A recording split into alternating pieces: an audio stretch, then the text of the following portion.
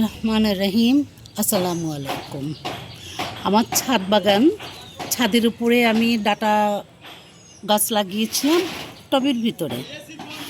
বিসমিল্লাহ।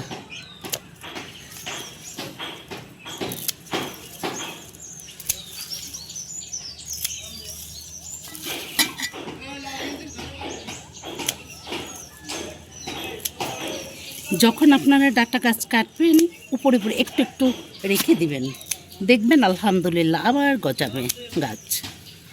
আপনারা দুইটা ডাটা গাছ লাগালেই আপনারা দেখা যাবে যে আপনারা ওই মৌসুমটা খেতে পারবেন। কাটবেন আবার হবে, আবার এক সপ্তাহ পরে দেখবেন যে আবার উঠেছে গাছ, বেরিয়েছে। এত সুন্দর, এত নিয়ামত, আলহামদুলিল্লাহ।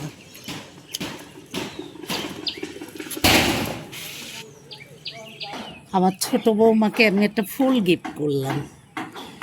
না মামনি, ওয়েলকাম মা, আই লাভ ইউ মা, আই লাভ ইউ মা, আই লাভ ইউ। আমার ছোট বৌমাকে আমি গিফট করলাম।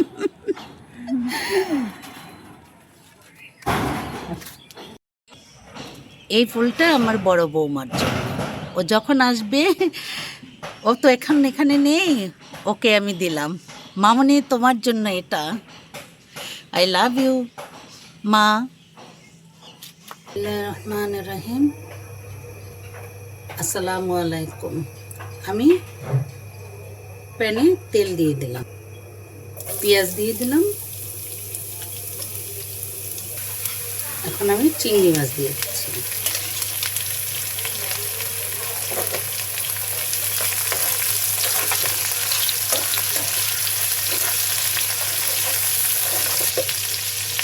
লবণ দিয়ে দিচ্ছি,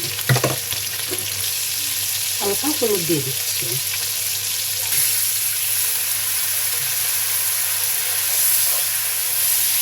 এখন কষানো হয়ে গেছে চিংড়ি মাছটা, এখনো পানি দিয়ে দিচ্ছি।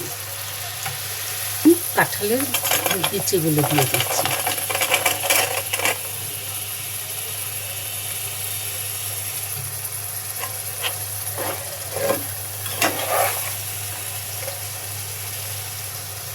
এখন আমি ঢেকে দিচ্ছি।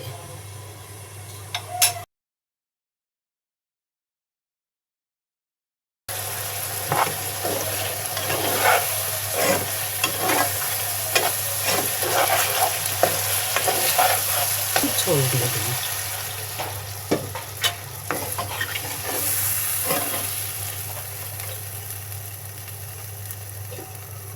এখন কষানো হোক।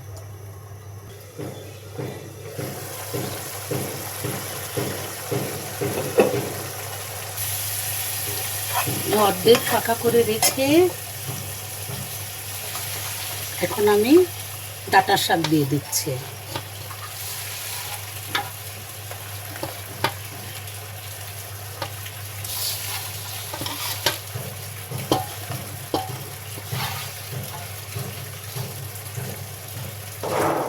এখন ঢেকে দিচ্ছি।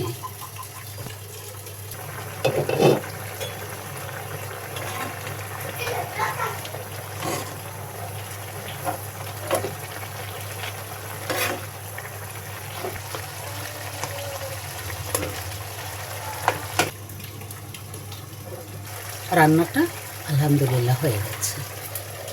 আমি এখন রাখছি।